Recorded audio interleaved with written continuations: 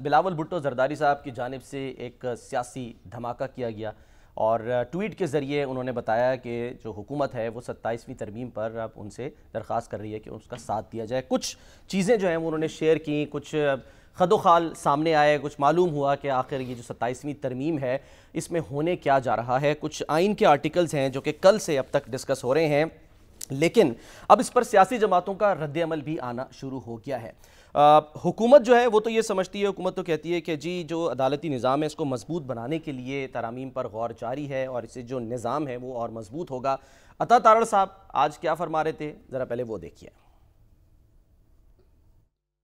معاملات بڑے سمپل ہیں. کل بھی میں نے اس پہ عرض کی بلاول صاحب کی ٹویٹ کے بعد, مزید جو عدالتی پروسیس کو مزید تقویت دینے کے لیے, کلیئر کرنے کے لیے ابہام نہ رہے, تو جو ترامیم زیر غور ہیں اس میں آئینی بینچ سے آئینی عدالت کی طرف بھی معاملہ جو ہے وہ مشاورت کے عمل کا حصہ ہے. پاکستان کو بہت سارے سیکیورٹی چیلنجز درپیش ہیں اور ایک کمپلیکس سیکیورٹی سچویشن ہے جس کے تحت ڈسکشن چل رہی ہے, مگر اس پر کوئی حتمی بات کرنا یا مزید وضاحت کرنا قبل از وقت ہوگا. ہمیں کیا سرائیوں سے پرہیز کرنا چاہیے, ایک sensitive matter. Okay, Pakistan Peoples Party نے یہ کہہ دیا ہے کہ 6 نومبر کو جو سی سی اجلاس ہوگا اس میں اس مدعے کو اٹھایا جائے گا اور وہاں پر فیصلہ کیا جائے گا. لیکن اس سے پہلے ہم دیکھ رہے ہیں کہ جو پیپلز پارٹی کے رہنما ہیں ان کے کچھ 27ویں ترمیم سے متعلق یا جو اس میں خاص طور پہ جو 18ویں ترمیم پر سمجھوتا یا ممکنہ یا خدشات ہیں کہ سمجھوتا ہو سکتا ہے, اس پر مخالفت کی جا رہی ہے. شازیہ مری صاحبہ بھی یہ کہہ رہی ہیں کہ جی اس پر تو سمجھوتا نہیں ہو سکتا. رضا ربانی صاحب کہہ رہے ہیں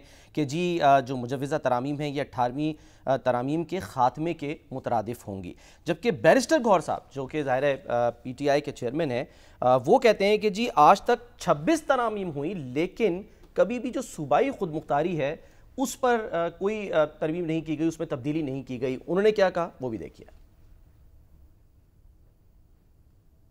101 آرٹیکل میں چینجز ہوئے ہیں. آج تک 26 ترامیم ہوئی ہیں این ایف سی ایوارڈ سے ریلیٹڈ. کبھی بھی ترمیم نے آرٹیکل 163 کو چینج نہیں کیا.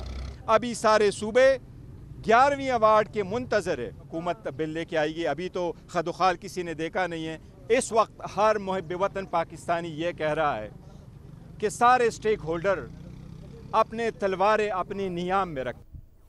حافظ نعیم الرحمان جن کا تعلق جماعت اسلامی سے ظاہر ہے وہ بھی یہ کہہ رہے ہیں کہ جی 26ویں جو ترمیم ہوئی تھی وہ جماعت اسلامی نے صرف اس کی مخالفت کی تھی اور کسی بھی جماعت نے اس کی مخالفت ویسے نہیں کی. انہوں نے کہا کہ 26ویں ترمیم سے عدلیہ کا بیڑا غرق ہوا. کیا کہا وہ بھی دیکھیے.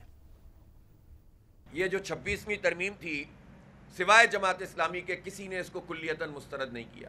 مجھے افسوس ہے کہ اپوزیشن کے لوگ بھی انگیج کر لیے گئے تھے اور اس کے نتیجے میں 26ویں ترمیم ہوئی جس سے عدلیہ کا بیڑا غرق ہو گیا.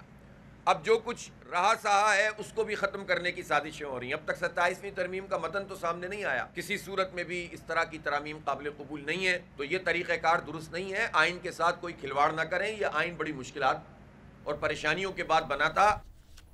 اور اب جو ذرائع سے تازہ خبر آ رہی ہے وہ یہ کہ جی یہ جو 27ویں آئینی ترامیم کا بل ہے یہ 7 نومبر کو سینٹ اجلاس میں پیش کیا جائے گا. ذرائع سے یہ بھی کہا جا رہا ہے کہ ممکنہ طور پہ 10 نومبر کو اسے منظور کر لیا جائے گا. بہرحال یہ تو آنے والا وقت بتائے گا, لیکن جو سوالات پیدا ہو رہے ہیں کیا واقعی یہ جو ترامیم ہے یہ 18ویں ترمیم کو رول بیک کرنے کے مترادف ہے, اور صوبائی خود مختاری جو ہے کیا اس پر کوئی آنچ آ سکتی ہے اگر یہ ترامیم کی جاتی ہیں, اور کیا واقعی 18ویں ترمیم میں صوبوں اور وفاق کا کوئی بیلنس آؤٹ ہوا تھا جسے اب واپس جو ہے وہ اس کا میزان برقرار رکھنے کی کوشش کی جا رہی ہے. یہ ہم شامی صاحب کے سامنے جو ہے وہ سوالات رکھتے ہیں.